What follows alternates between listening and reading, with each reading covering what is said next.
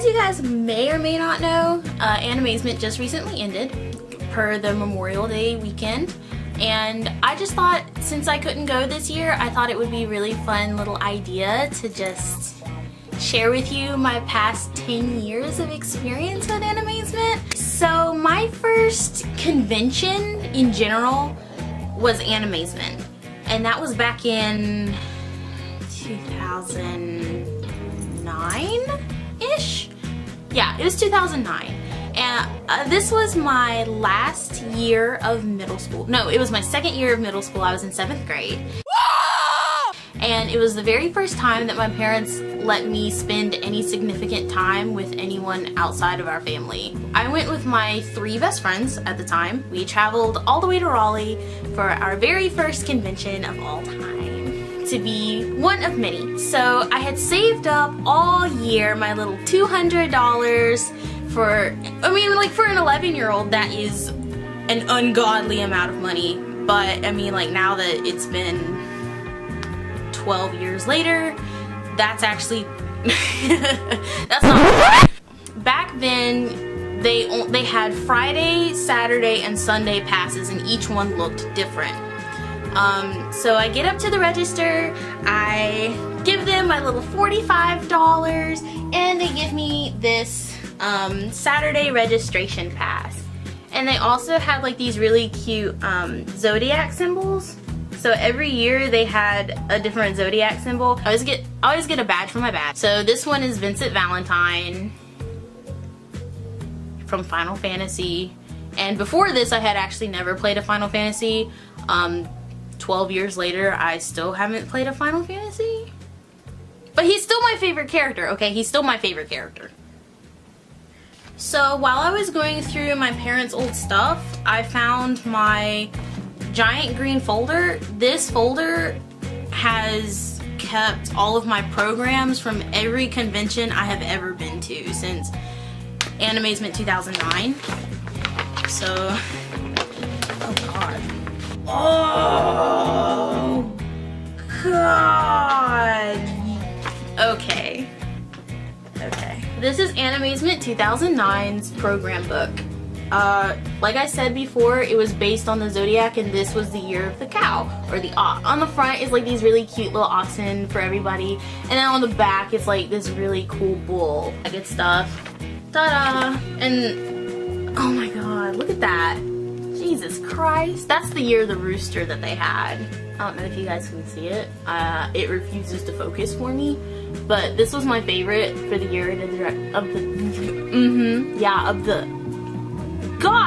dragon. Anyway, that was my favorite one. Looking back, there was actually only one photo I've ever been able to find from Animazement 2009, but it's this one. I had to dig real deep into my old Facebook photos in order to find this thing. So this came, and that hat is an AFK hat. Any of you that is familiar with Gaia Online, for December 2008, for like Christmas or whatever, they did a special limited edition run of 2 of their most popular items on the site, which was the ZOMG hat, which I have never been able to find, and then the AFK hat, this one. They sold out completely online, and when we went to Animazement, a dealer just happened to have one, and it was the only one he had. Yeah, yeah, I begged an old man for this hat, and then I posed like this 3 days later. I don't really have anything from Animazement 2010 because that's the year I was being edgy, and that's also the year that I lost my badge. I don't know if it was stolen or if I just lost it. I remember we couldn't go back into the convention because one of us didn't have our badges, and I feel like it was me. Maybe it was me. Maybe I ruined everyone's time. I don't know. I actually don't remember a lot from Animazement 2011. I just remember that it was the second year that they started going with these designs. I feel like this was the year that they went from individual day passes to one pass, one price. And like I said, I always have a badge. So this is Gara of the Sand, because I was a Naruto way back when. I still am. Back then, they kind of had like this, I'm not really sure what the theme was for this year, for 2011, but it kind of, like, I always thought it was based on Grave of the Fireflies, but now that I look at it, now that I'm older, I'm like, this is, the only connection I made was that there were fireflies. I still have the panel list from Saturday and Saturday night. Then I also have Sunday, and then I don't know what this is supposed to be. I feel like this was the first year that they actually started having like the autograph sections in the panel books. I don't remember because I can't, like I said, I can't find the stuff that I had for 2010, even though I went. I'm on 2012, right? Yeah, I'm on 2012. This was the year that I started actually matching my anime badges to the actual badge color.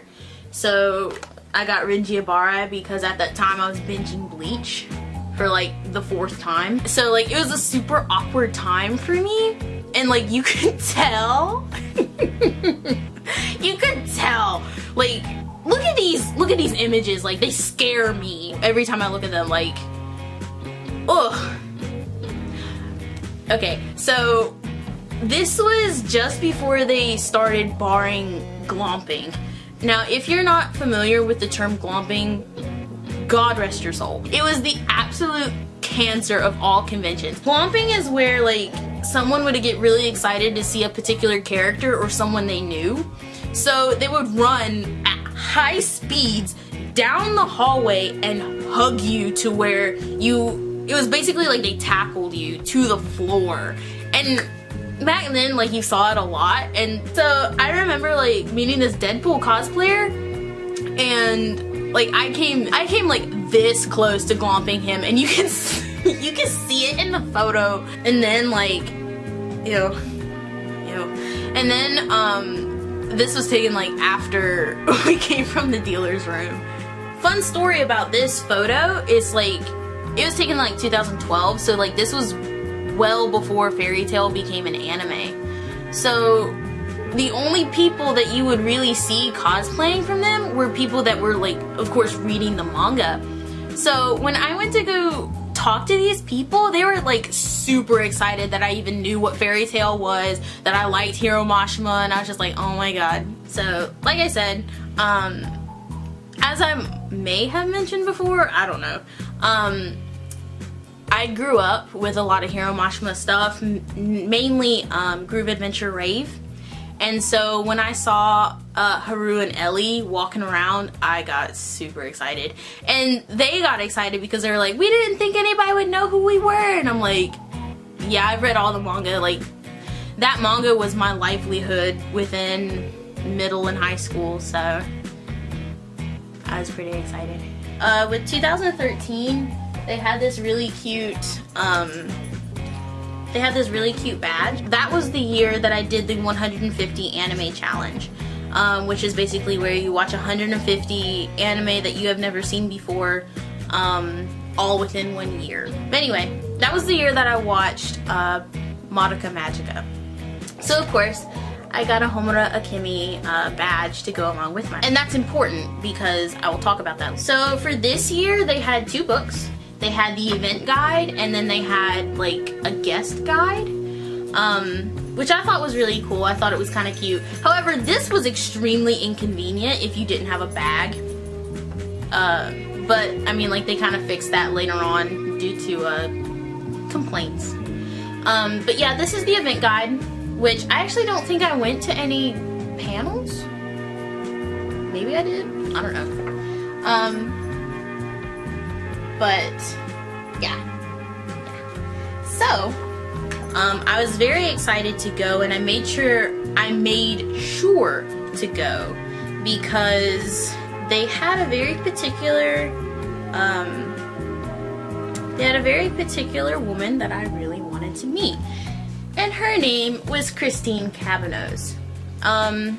If any of you know her, she voiced Madoka from Madoka Magica. Earlier that same year, I went to Triad Anime Con in order to go see, I think her name is Lauren Landa,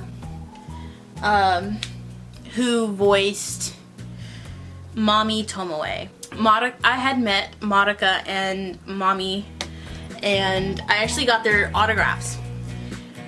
I actually, upon finding out that the voice actors were going to be close to me, I went on Google and I just found some fan art that would allow me to actually get their signatures. So as you can see, I don't know if you can see, these are both signed in 2013. The other three voice actresses hasn't, I mean, like Christina V, the voice actress for Homura, has come several times, but it's just every time I have the opportunity to see her, it just doesn't work out, or something happens to where I just can't. And so eventually, one of these days, I will finally get the other three voice actresses to sign my little fan art, but I don't see that happening anytime in the future, and it actually really makes me sad. But one can always hope. For all I know, I could always just make a contract in order to get one, so. And then of course I have Christine, like, sitting there with their with my fan art. So 2014 was a weird year for me. It was the year that I graduated high school, and of course it was the year that I got my very first job. So it was a very weird and strange time for me. So that's kind of why I hold this particular badge in pretty high regard. And as you can see, it was actually based on, this time they actually got endorsement from Crunchyroll. So they were actually allowed to have Kill la Kill on the, can you see? Like, they actually had Kill la Kill on the badge. And because it was my first time cosplaying, I actually wrote down the character I was. So I was Senbon Zakura Zatsune Miku. Vocaloid was so huge at the time. I wanted my first Animazement costume to be from Vocaloid. I didn't like Hatsune Miku, I didn't like any of the other characters, so I decided I really liked Zatsune Miku, who's pretty much just an emo version of Miku. However, I didn't like her actual design, so from the Senbon Zakura music video, I designed my own costume. So it's Senbon Zakura Zatsune Miku. Okay, I designed this costume, made it from scratch. I created the wig and everything. From where, like, it was my very first time ever making a wig or doing any kind of wig styling on my own. That wig, the like balls on top of the wig, like, bounced around more than a -8 video. Oh, and here's the event schedule for 2014, and yeah, it was actually really yeah, I hated looking at this. I kind of just walked into whatever panels were going on simply because I didn't want to look at it. So 2015, they actually started getting like these really nice badges. I actually remember this year, 2015, we were standing outside and they actually ran out of badges. We had to wait like 30 minutes before a truck to come and bring more badges. So I actually really like this one, and I love how it's holographic. Like, that's really cute. I was obsessed. I'm still obsessed, but I was obsessed with Skullgirls. It was the very first fighting game that I found that I actually really liked and truly enjoyed. So I actually cosplayed as Eliza. When we first got there, like, there was another Eliza, like, dressed up. I was like running toward her. I was like, Eliza! And like, after like a good 2 minutes, Like, she finally turned around because someone poked her and like said like there's another Eliza like looking for you. I'm the one that's on the left and she's the one that's on the right. It's actually funny because later on that day I actually ended up breaking my prop, and that actually happens every time I have a photo shoot for a costume. If I have a prop, it will break sometime within the hour before the shoot. Like, what had happened was that, you know, in a 90-degree May day, we put it in the car so we could go get something to eat. When we came back, it was melted. Anyway, and so these are actually a couple of photos that we got after my prop broke. And here's a picture of the Skullgirls like photo shoot. Like, it was a makeshift photo shoot. It was like 2 of them were having a photo shoot, and then because I had a photo shoot after them, like the photographer kind of was like, well, since all of you are from Skullgirls, why don't we take a couple of photos with all of you together? And so that's what we did. And this particular costume was like the tracksuit version of Eliza that kind of just appears after you win. So this is like the really cute badge from 2016. And then I had a Power Girl badge to go with it. I really like the person's art style. And every time I get a, hey Juan, every time I get a badge from this particular artist, I always forget that I have like one of these coupons to get another badge. Every single one of my badges has this. It's just I keep forgetting to bring this back every time I see them. I actually don't really remember anything from 2016. Yeah, because that was like the first Animazement I went to during college, and I feel like I don't really remember.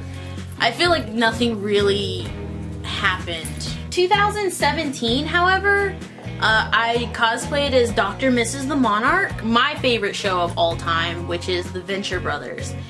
And I won't really go into that because I have my Animazement 2017 video that I will put a link to in the description, and you guys can just watch it there because I go into a lot more detail because the video is like fresh after the convention. Like, I still hadn't taken off my costume by that point, I don't think. And then last year, I actually pre-ordered my tickets for last year, but circumstances happened and I wasn't able to go. And then again, I pre-ordered my badge for this year, and then we had a death in the family, so I still couldn't go. So I'm glad you guys stuck with me. It was a bit of a trip down memory lane, and I'm really glad that you guys stuck with me. Other than that, I'm not really sure what to talk about.